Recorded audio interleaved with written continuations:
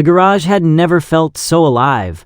Warm light spilled from the open door onto the driveway, pulsing in time with the low thrum of bass coming from the speakers. The smell of grilled meat hung in the air, mixed with motor oil and fresh pine from the trees lining the cul-de-sac. Laughter bounced off concrete walls. Someone had just told a joke, so bad it earned a chorus of groans and a thrown napkin. It wasn't a wild party. No keg stands. No screaming crowds. Just a dozen friends unwinding after a long week. People who knew how to keep things contained, because most of them spent their working hours enforcing rules for everyone else. I leaned against the workbench, nursing a soda, watching the scene with quiet satisfaction. The garage wasn't fancy. Unfinished drywall, shelves stacked with tools, an old refrigerator humming in the corner, but it was mine. And for the first time since moving into this HOA-controlled neighborhood, it felt like home. Man, I forgot how good it feels to be off-duty, Mark said, clinking his bottle against mine. Mark was a detective. His jacket was off, badge tucked safely away in his car. Tonight, he was just a tired guy in jeans and a hoodie, laughing like he hadn't in weeks. That's the point, I said. No radios. No sirens. No paperwork. Don't jinx it, he laughed. I should have listened. Cedar Grove Estates was the kind of neighborhood that looked peaceful on postcards. Identical lawns trimmed within an inch of perfection. Mailboxes matching down to the shade of paint. Streetlights that flicked on at precisely the same time every evening. And rules. So many rules. The HOA newsletter arrived monthly like a passive-aggressive threat. Reminders about trash bins, approved holiday decorations, noise levels, parking restrictions. ID learned quickly that one name appeared at the bottom of every notice. Linda Haversham, HOA president, self-appointed neighborhood watchdog, professional curtain twitcher. Shed introduced herself the day I moved in with a smile that didn't reach her eyes and a pamphlet thicker than my car manual. We like things orderly here, Shed said. ID nodded, polite. I always was. Apparently, polite wasn't enough. By 9 p.m., the music was still well within city noise limits. I knew that, because one of the guys, Tom, patrol sergeant, had checked just to be safe. The garage door stayed half open, sound angled inward. Cars were parked legally. No one-blocked driveways. We'd covered everything except Linda. She's been staring from her porch for 10 minutes, whispered Jenna, a crime scene tech, peeking around the doorframe.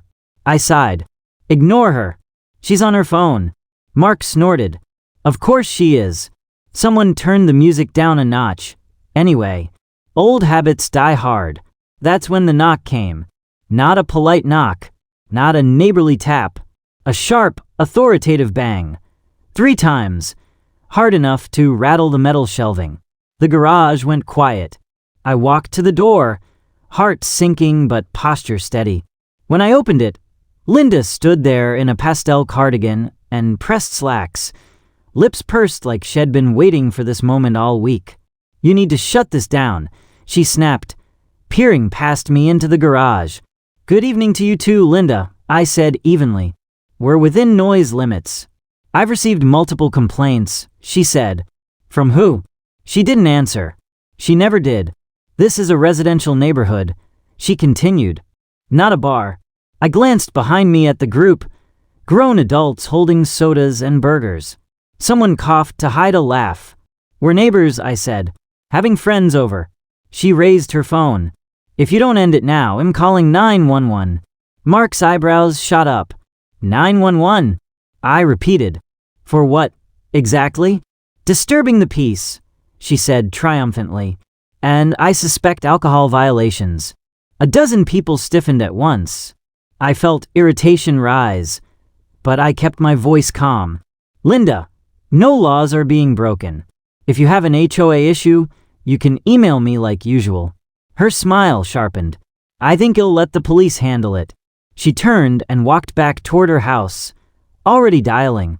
For a split second, no one spoke. Then Tom burst out laughing. "Oh my God," he said. "She actually called 911. Mark shook his head slowly. "Does she have any idea?" "Nope," Jenna said. "Not a clue." I closed the garage door halfway and leaned against it, rubbing my temples. "This is awkward," I muttered. "Relax," Mark said. "We're off duty. Worst case, they ask us to keep it down." "Worst case," Tom added, grinning. "They recognize half the people here." The first squad car arrived faster than expected. Red and blue lights washed over the neat lawns, reflecting off polished mailboxes and pristine windows. A second car pulled in behind it, then a third. Conversation in the garage died instantly. "Well," Jenna said softly. That escalated. The garage door rolled, all the way up. 3 uniformed officers stepped out, hands resting casually near their belts, scanning the scene. Their expressions shifted almost immediately, from alert to confused. One of them squinted. "Is that Mark?" Mark raised a hand. "Evening, Alvarez." Officer Alvarez froze. Then he laughed. "You've got to be kidding me." Another officer leaned closer, eyes widening as he recognized face after face. "Sarge? Detective? Jenna?" A ripple of amusement spread through the garage. Linda appeared behind the officers, arms folded, chin high, clearly expecting chaos. Instead, she watched the officers relax. "What's going on?" she demanded. Alvarez cleared his throat. "Ma'am, what seems to be the problem?" "They're hosting an illegal party," she said loudly. "Excessive noise. Drinking. I want them shut down." Alvarez glanced at his partner, then back at us. "Noise complaint. Huh?" Tom stepped forward. "We checked. It's under the limit." Linda scoffed. "Of course you'd say that." Alvarez turned to her. "Ma'am, are you aware that nearly everyone here is law enforcement?" Silence. Her face twitched. "That's irrelevant." "It's kind of relevant," he said carefully. She pointed at me. "He refused to comply with HOA rules." "This is a city matter," Alvarez replied. "Not HOA." Her voice rose. "Then arrest them." "For what?" another officer asked. She opened her mouth, closed it, opened it again. Nothing came out. I watched realization dawn on her face, slow and terrible. Shed expected frightened homeowners. Compliance. Apologies. Instead, Shed summoned backup. For us. "This is harassment," she snapped, changing tactics. "I feel unsafe." Jenna folded her arms. "From a barbecue?" Alvarez rubbed his forehead. "Ma'am, calling 911 without an emergency is a serious issue." Her eyes widened. "I was justified." "No crime is occurring," he said. "And you were informed of that." Linda's confidence finally cracked. I just wanted peace and quiet." "You could have knocked," I said quietly. She stared at me, stunned by the calm in my voice. Alvarez turned to me. "You want to press charges for misuse of emergency services?" I hesitated. Linda's breath hitched. I looked around at my friends, tired people who deserved one peaceful night. "Not tonight," I said. "But I want this documented." Alvarez nodded. "It will be." Linda's shoulders sagged.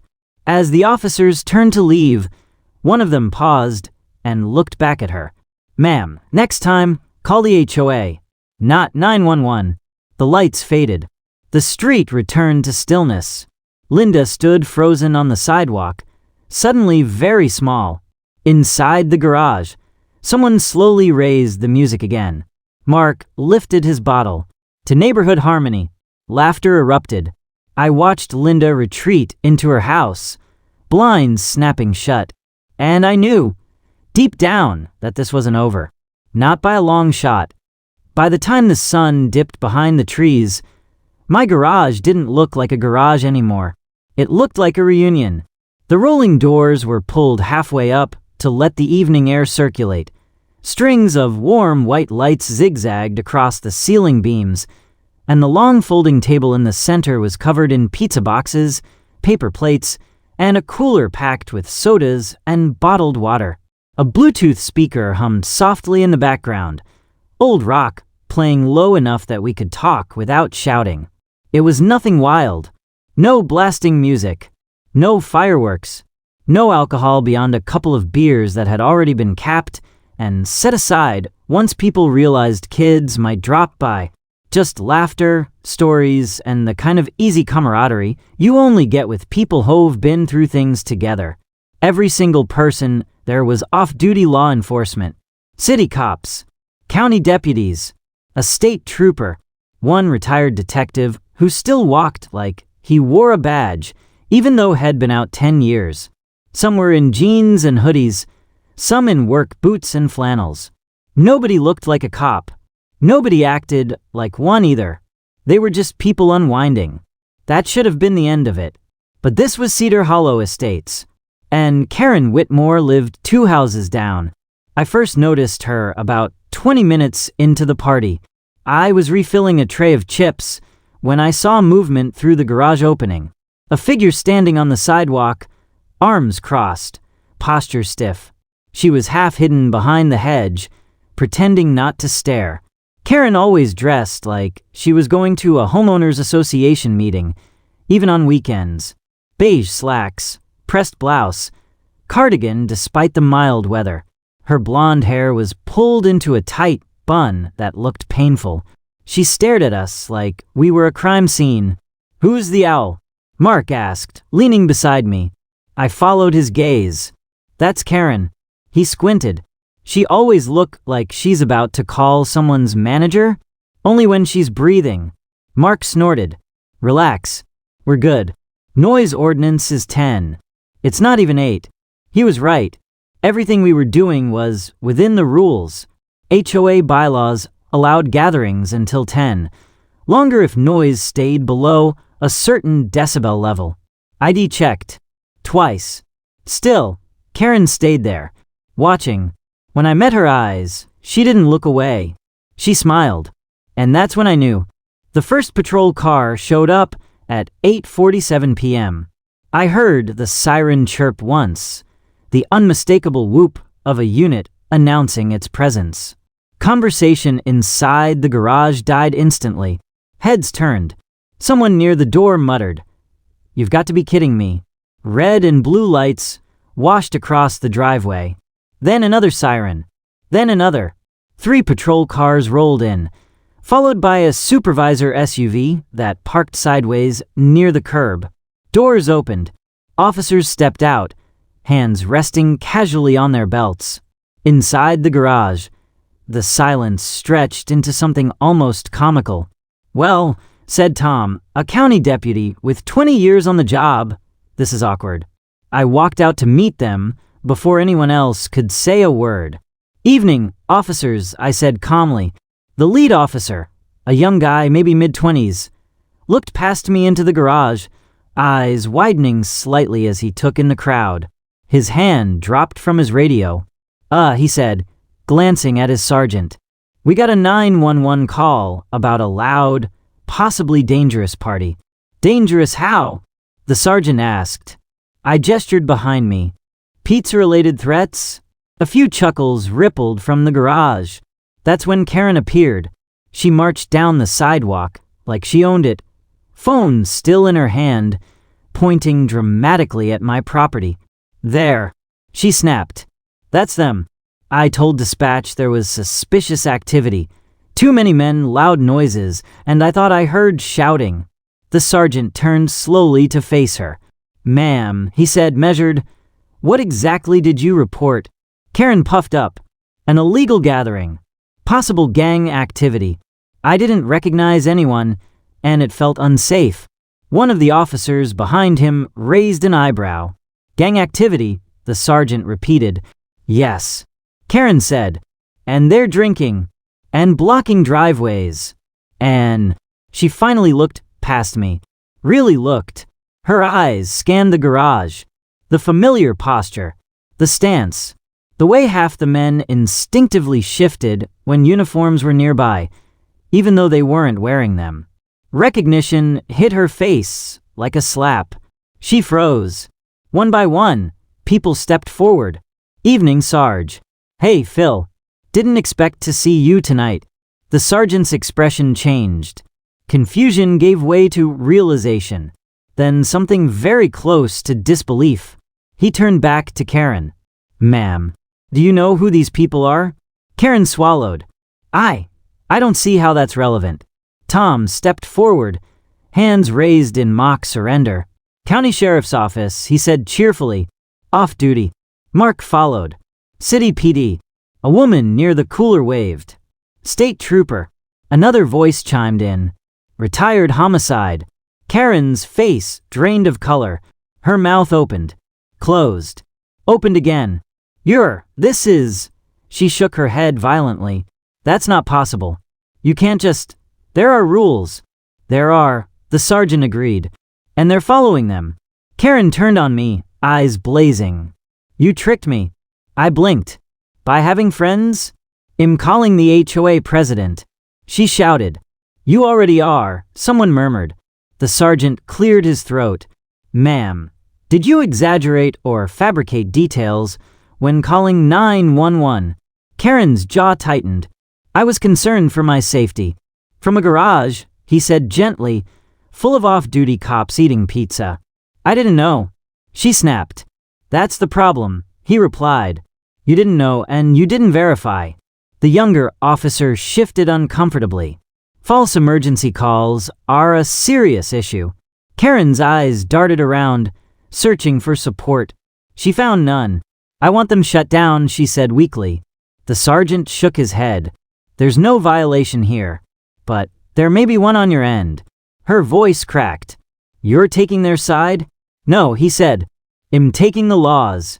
Karen backed away slowly, as if the garage itself might lunge at her. This isn't over, she hissed, pointing at me. You can't intimidate the neighborhood like this. I kept my voice calm. You called 911 on a legal gathering. That's not intimidation. That's misuse of emergency services. She turned and fled toward her house, shoulders hunched, dignity shattered. The red and blue lights shut off. Officers relaxed. A few clapped. Someone handed the sergeant a slice of pizza. He smiled. Next time, maybe text me first. Deal, I said. As the patrol cars pulled away, laughter filled the garage again. Louder now, freer. But beneath it, something had shifted. Karen had shown her hand. And the neighborhood had seen the truth. The party went on. And Karen, she stayed inside, curtains drawn, knowing for the first time that the authority she pretended to wield meant absolutely nothing in the face of reality. By the time the police lights appeared at the end of the cul-de-sac, the party in my garage was in full swing. Music wasn't blaring. No drunken shouting. No chaos. Just laughter, low conversation, and the occasional clink of bottles being set down on the workbench that ran along the far wall. The garage door was halfway open, letting the cool night air in, string lights glowing warmly overhead. Someone had set up a cornhole board near the driveway, and a few people were quietly debating whether the beanbag toss should count if it bounced. It was, by every definition, a tame gathering. That didn't stop the HOA president from dialing 911. I was in the middle of telling a story about my first week at the new job when I noticed the sudden shift in body language. Conversations trailed off. A couple of people straightened, instinctively. Someone near the garage door tilted their head. Anyone else hear that? Officer Ben Carter asked casually. The sound was faint at first, barely more than a distant hum. Then it grew louder. Sirens. Red and blue lights washed across the parked cars lining the street, flashing against windshields and garage doors like something out of a movie. The music cut off automatically as one of the guys reached for the speaker and powered it down. No one panicked. Instead, several people smiled. Well, Detective Morales said, lifting his drink slightly, guess the neighbors noticed we're having fun. A patrol car rolled to a stop at the curb, followed by a second. Doors opened. Footsteps approached. I stepped forward instinctively, heart beating a little faster. Not because I was scared, but because I already knew exactly who had made the call. Marilyn. The garage fell silent as two uniformed officers approached the driveway, flashlights sweeping automatically despite the lights already being on. Evening. The taller officer said, "We got a noise complaint." I opened my mouth to respond, but Ben beat me to it. "Evening, officers," he said pleasantly, holding up his badge with practiced ease. "Off-duty gathering. No alcohol service. No disturbance." The patrol officer blinked, then blinked again. His gaze shifted slowly around the garage, at the faces, at the badges clipped casually to belts, at the unmistakable posture of people who wore body armor for a living, at the K9 handler scratching behind his dog's ears, at the SWAT medic leaning against a fridge full of sodas. The second patrol officer cleared his throat. Can I ask who called this in?" Before anyone could answer, a sharp voice cut through the night. "I did." Marilyn Holt marched down the sidewalk like she was storming a battlefield. She wore a cream-colored cardigan, despite the warm night, arms folded tightly across her chest, lips pressed into a thin line of triumph. Her eyes swept the driveway, lingering on the cars, the open garage, the people. She smiled. "Finally, Shed caught me. This is an illegal party," she announced loudly. "Excessive noise. Unauthorized use of a residential garage for public gathering. I want them shut down immediately." One of the patrol officers turned toward her slowly. "Ma'am," he said carefully, "this appears to be a private gathering." "I don't care what it appears to be," Marilyn snapped. "I'm the HOA president. I know the bylaws. And this man," she jabbed a finger in my direction, "has been a problem since the day he moved in." I felt Ben shift beside me. "Ma'am," the officer said again, firmer now, "everyone here is calm. We haven't observed any violation." "That's because you just got here," Marilyn said. "It was loud. There were dozens of people. Drinking. Disorderly conduct." Detective Morales raised an eyebrow. "Disorderly how?" he asked mildly. Marilyn spun toward him. "And who are you supposed to be?" Morales reached into his pocket and pulled out his badge, holding it up at chest level. "Detective. Homicide." The word hung in the air. Marilyn's confidence wavered, but only for a moment. "Well," she said stiffly, "off-duty or not, the law still applies. And this neighborhood has rules." She turned back to the patrol officers. "I demand you cite them. Or remove them." The shorter patrol officer shifted uncomfortably. "Ma'am," he said, "with respect, we don't issue citations because an HOA president demands it." Her eyes widened. "Are you refusing a lawful request?" The taller officer exhaled slowly. "No, ma'am. We're responding appropriately to a call." Marilyn's jaw tightened. "Then check the garage capacity. Check the permits. Check." "Marilyn." The voice was calm, firm, familiar. She froze. Every head turned toward the back of the garage as a man stepped forward, setting his drink down carefully. "Captain Lewis." He adjusted his jacket slightly, the rank insignia catching the light. "I suggest you stop talking," he said quietly. Marilyn's face drained of color. "See Captain Lewis?" She stammered. "Yes," he replied. "And before you ask, yes, I'm off duty. And yes, I'm here socially." She looked around again, really looking this time. Recognition began to dawn. You can't all be off-duty law enforcement." Ben finished for her. "We are." Silence. The patrol officers exchanged looks. One of them fought a smile. Marilyn's mouth opened, closed, then opened again. I didn't know," she said weakly.